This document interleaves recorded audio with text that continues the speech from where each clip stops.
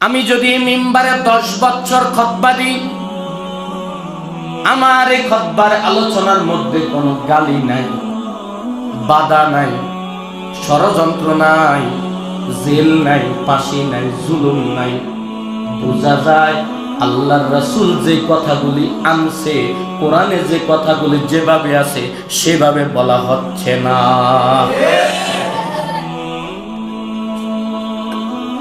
কারণ আপনারা এখানে যারা বসছেন, এখানে সব ধরনের রোগী আছে না নাই? এখানে জেনাখোর আছে, কথা বল, জেনাখোর নাই? গাঁজাখোর, ইয়াবাখোর, সুদখোর, ঘুষখোর আসেনি? বেনামাজি আসেনি? জুলুমবাজ আসেনি? তো কোরআনে এগুলা আছে না নাই? আমি যখনই কোরআন থেকে কথা বলা শুরু করব, তখনই আমার বিরুদ্ধে ষড়যন্ত্র আসবে, এটাই স্বাভাবিক। কথা বল না। আর যদি হুজুর 10 বছর দাওয়াত দেয়, হুজুরের হাদিয়ার মাত্রা বাড়ে, হুজুরের সালাম বাড়ে, হুজুরের বুজুর্গ বলিয়া ঘোষণা দেয়, আল্লাহর কসম দুনিয়ার মানুষের কাছে বুজুর্গ ঘোষণা শুনতে পারো, আস-সাকিতু আনিল হক শয়তানুল আখরাস। আল্লাহর রাসূলের ঘোষণা অনুযায়ী তুমি বোবা শয়তান। কি শয়তান? যে হক কথা জানে সে বলে না, রাসূল বলছে সেটা বোবা শয়তান। এটা ইমাম হওয়ার যোগ্যতা রাখে না, এটা দান্দাবাজ, চুগলখোর, বাটপা। এটা জাতির চোখের মধ্যে দুলা মেরে টাকা নিয়ে যাচ্ছে। 10 বছর কথা কয় হুজুর, কোনো কি নাই, বুঝেন নাই, কোন ঝামেলা কয়। আমরা এক কান হুজুর পাইছি, এই হুজুর আতে গড়াইলে আর পাওয়া যায় না। আঙ্গো হুজুর বহুত বালা, কারণ হুজুরে তো সুদখোরের সামনে সভাপতি বানাইয়া 20 বছর হয়ে গেছে, সুদ সম্পর্কে কোনো আলোচনা নাই। এখন জ্বলে না কেন বুঝছেননি? এখন কেউ কেউ কয় হুজুর কি আর এই মসজিদে আসে নাই, এই হুজুরের এত সমস্যা। এবার কথা বল, 10 বছর কেউ ইমামতি করছে আমার জানার বিষয় নয়, উনি কিভাবে বলছে আমার জানার বিষয় নয়। এখন আমি আসছি 2 মাস 8 দিনের মধ্যে, এত মানুষের সবার জ্বলে কেন? বুঝতে হবে কোরআন থেকে কথা বললে জ্বলবে, ষড়যন্ত্র হবে, মায়ের আসবে, এটাতে আমার কোনো সমস্যা নাই। আমি আপনাদেরকে বুঝাতে চাই 10 বছরের ষড়যন্ত্র হয় নাই, আমার 2 মাসের মাথায় ষড়যন্ত্র হচ্ছে। ও জাতির বিবেকের কাছে প্রশ্ন, 10 বছরের ষড়যন্ত্র হয় নাই, 2 মাসের ষড়যন্ত্র কেন হয়? আল্লাহর কসম, কোরআন থেকে কথাগুলি হক ভাবে বললে শুধু ষড়যন্ত্র না, মায়েরও খাওয়া লাগবে। বলবো না, বলবো না, কোরআন থেকে না বললে এই মিম্বারে থাকার কোনো অধিকার নাই।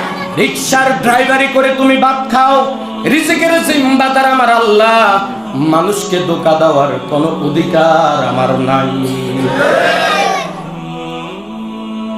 ও মুসলমান, আমি বুঝাতে চাচ্ছি সব কিছুর বিনিময় একটা কথা বুঝাতে চাই, আলোচনা মসজিদের ভিতরে রাখলে জামালা নাই, যখনই সমাজ লইয়া আলোচনা হয় জামালা শুরু হয়। সুদ নিয়ে আলোচনা হলে ঝামেলা শুরু হয়, ঘুষ নিয়ে আলোচনা হলে ঝামেলা শুরু হয়। এই হুজুর আর বালা লাগে না, হুজুর তো কইব সুবহানাল্লাহর ওয়াজ, হুজুর তো কইব মা বাবার ওয়াজ। আপনি আমারে যে কোনো সাবজেক্ট দেন, যেই সাবজেক্ট আপনি আমারে দেন, ওই সাবজেক্টের উপর আমি কথা বললে আপনার জ্বলবে, কারণ আমি কোরআন এবং হাদিস ছাড়া কথা বলতে পারি না। কোরআন থেকে বললে এখানে মা বাবার নাফরমানি সন্তান আছে না নাই? আপনি আমারে কি সাবজেক্ট দিবেন দেন, নামাজের সাবজেক্ট দিবেন, বেনামাজি এখানে বসে আছে না নাই? কি সাবজেক্ট দিবেন দেন, আমার একটা সাবজেক্ট ওই সাবজেক্টে জ্বলবে না এমন একটা সাবজেক্টও নাই। কিন্তু আমার কথা হলো 20 বছর ইমাম কথা বলে, মানুষ নাড়া দেয় না, আসি ঘুমায়, কথা কয় না। আর আমার ওয়াজে অ্যালার্জির মতো চুলকানি শুরু হয়, কারণ এনে ঘুম তো দূরের কথা, এখানে শুধু জ্বলে। কয় আরে আমি নিজ কানে শুনছি। কয় হুজুরের কথাই দিয়ে যে আমি ফেরুল ছিলাম। কয় হুজুর কি আগে আর ওয়াজ করে না, আর কোন হুজুর আই গেল? সভাপতি কয় এই হুজুরের ওয়াজ দিয়ে আমার জ্বলে। আমার কথা কয় না, কি কয়? কয় জ্বলে। কয় বেটা কোরআন থেকে কথা কয় কা? নাউজুবিল্লাহ। আমার ওপেন বলছে, কয় বেটা কোরআন থেকে কথা কয় কা? কয় আমি কোরআন থেকে বলতাম না, কি দিয়ে বলতাম? বেটা শিখায় দাও। তোমার বাবার কিচ্ছা বলবো এখানে আমি? এই মিম্বার আমার রাসূলের আমানত। তোমার কথা কয় না কা? এই মিম্বার রক্তে রঞ্জিত মিম্বার, এখানে ধোঁকাবাজি চলবে না, ঠিক কিনা বলে মুসলমান? আমার নবীর দান দান শহীদ, আমার নবীর মিম্বার তাইফের রক্তে রঞ্জিত মিম্বার। খুদায় 3 মাস চুলে চলে না, 14 দিনের পেটে পাথর বাঁধেছে আমার নবী। সেই জায়গায় বসে দাঁড়াই আমি ধোঁকাবাজি করব, আমাকে দিয়ে এটা হবে না। কারণ সবচেয়ে বড় ধোঁকাবাজ হলো ওই ধোঁকাবাজ যে ব্যক্তি ইসলামের অবস্থায় তাকে ধোঁকাবাজি করে। আর এটা এখন বেশি, আমার কথা কয় না কা? এটা এখন 50,000 1 লাখও বিক্রি হয়। আল্লাহ বুঝার তৌফিক দেখ, বলেন আমিন। সম্মানিত হাজিরিন, মুসল্লিয়ানে কেরাম, শোনেন সব কথার মূল কথা। তাহলে আপনাদেরকে বুঝাতে কি সক্ষম হয়েছি যে পরিপূর্ণ কোরআনের ইসলামের দাওয়াতি কাজ চললে মানুষের জ্বলবে, এটা রাসূলের থেকে সুন্নাত। আর যদি আওয়াজ এবং উল্টাপাল্টা না জ্বলে, না মরে, তাহলে কি সেটা মানে মূলত কথা হয় নাই।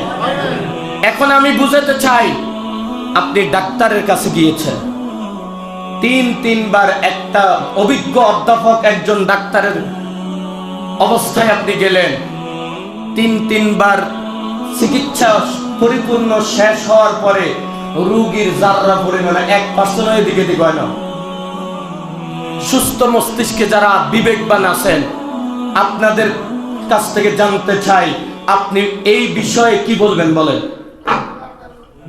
ডাক্তার পরিবর্তন তো অবশ্যই করবেন, আর সর্বপ্রথম বলবেন উনি ডাক্তার বরাবর নয়, কথা বলেন না কা? এখন ডাক্তারের কাছে গেলে যদি রোগীর পরিবর্তন না আসে, তাহলে ডাক্তার চেঞ্জ করে ফেলে, পরিবর্তন করে। মসজিদের ইমামের 10 বছর খুতবা দেওয়ার পরে মসজিদের ইমামকে পরিবর্তন করা তো দূরের কথা, ওনারে হাদিয়া বাড়ায়া দেয়। কারণ কি বলবো? আমার কথা বলে কারণ বলে দেই, ওই বোবা শয়তানকে যদি এখানে দায়িত্বে রাখা যায়, সুদ খাওয়া যায়, ওইটারে রাখলে ঘুষ খাওয়া যায়, ওইটারে রাখলে জেনা করা যায়, ওইটারে রাখলে বেইনসাফি জুলুমবাজ বিচার করা যায়। এই জন্য তাকে বিদায় করে না, কারণ এর বিদায় করলে তো হয়তো জালেম, হয়তো যাত্রা লেখা আসতে পারে, ধরা খাইয়ে যাবে। এই জন্য এটারে হাদিয়া বাড়াই দিয়ে দিয়া, এটার ফ্যাট একটা এত বড় বুড়ি করিয়া এটা হাঁটতে পারে না। হ্যাঁ, মূল কারণ কোথায় এবার বুঝছেন নি? আপনার সন্তানের একদিন ডাক্তারের কাছে নিলে যদি পরিবর্তন না আসে, ডাক্তার চেঞ্জ। কিন্তু আমি ইমাম সাহেব 10 বছর কথা বলি, কোন নামাজি বেনামাজি নামাজি হয় না, সুদখোর সুদ ছাড়ে না, ঘুষখোর ঘুষ ছাড়ে না, এ বিষয়ে আমার কোনো ভূমিকা নেই। তার কত লেবেটা থাক, মাঝে মাঝে ওই হেবেটারে সুদের টাকায় দিতে দাওয়াত খাওয়াই আর ফ্যাট একটা এত বড় করছে। 500 টাকা হাদিয়ে দিলে ওই আলেম নামক জালেম এমন দোয়া করে, জান্নাতের সার্টিফিকেট, জান্নাতুল ফেরদাউসের দোয়া করে দিয়ে চলে গিয়ে